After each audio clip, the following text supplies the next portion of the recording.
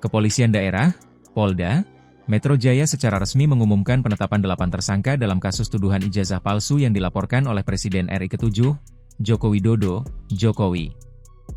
Salah satu nama yang ditetapkan sebagai tersangka adalah mantan Menteri Pemuda dan Olahraga, Menpora, Rai Suryo. Kapolda Metro Jaya, Irjen Asep Edi Suheri, dalam konferensi pers di Mapolda Metro Jaya, Jakarta Selatan, Jumat, 7 November 2025, menjelaskan bahwa penetapan tersangka ini didasarkan pada proses penyidikan yang komprehensif, melibatkan 130 saksi dan 22 ahli dari berbagai bidang, termasuk pidana, ITE, sosiologi hukum, dan digital forensik. Rai Suryo masuk dalam klaster kedua tersangka bersama 2 orang lainnya, yaitu Tifauzia Tiasuma, Dr. Tifa, dan Rismon Sianipar. Klaster ini dijerat pasal berlapis yang meliputi fitnah, pencemaran nama baik, hingga manipulasi dokumen elektronik. Berikut adalah 3 fakta kunci yang mendasari penetapan tersangka dan potensi ancaman pidana terhadap Rai Suryo dan kawan-kawan. Dalam kasus tudingan ijazah palsu Jokowi. 1. Ijazah Jokowi dinyatakan asli dan sah berdasarkan bukti fisik dan lapor. Fakta utama yang ditemukan penyidik adalah ijazah milik Insinyur Joko Widodo yang diterbitkan oleh Universitas Gadjah Mada, UGM, adalah asli dan sah. Polisi telah menyita sebanyak 723 item barang bukti, termasuk dokumen asli dari UGM yang menjadi penegas keabsahan ijazah tersebut.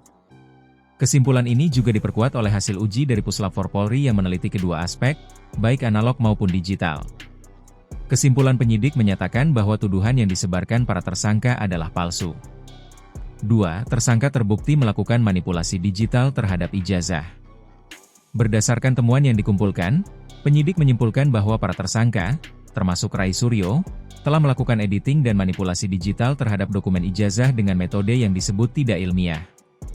Untuk klaster kedua, Rai Suryo dan kawan-kawan, jeratan pasal secara spesifik menyertakan 1. Pasal 32 ayat 1 Yungto Pasal 48 ayat 1 UU ITE, mengenai perbuatan menghilangkan atau menyembunyikan informasi elektronik.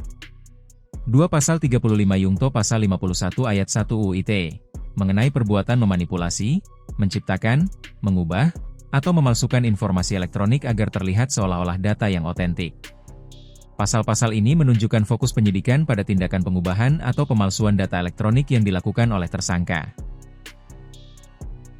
3. Diancam pasal berlapis UU ITE dan KUHP terkait fitnah dan manipulasi. Sebagai konsekuensi dari temuan penyidikan, Rai Suryo dijerat pasal berlapis dari KUHP dan Undang-Undang Informasi dan Transaksi Elektronik, UU ITE. Jeratan pasal berlapis ini mencakup 1. Pasal 310 KUHP, mengenai pencemaran nama baik dan fitnah. 2. Pasal 311 KUHP, mengenai fitnah. 3. Pasal 27A Yungto Pasal 45 ayat 4 UU ITE dan Pasal 28 ayat 2 Yungto Pasal 45 ayat 2 UU ITE. Pasal-pasal ini terkait menyebarkan informasi yang bertujuan menimbulkan kebencian, menyerang orang dengan menuduh, mengubah, manipulasi, dan menghasut. Rai Suryo dijerat dengan sanksi pidana yang lebih spesifik mengenai manipulasi data elektronik dibandingkan klaster pertama yang dikenakan pasal 160 KUHP, menghasut.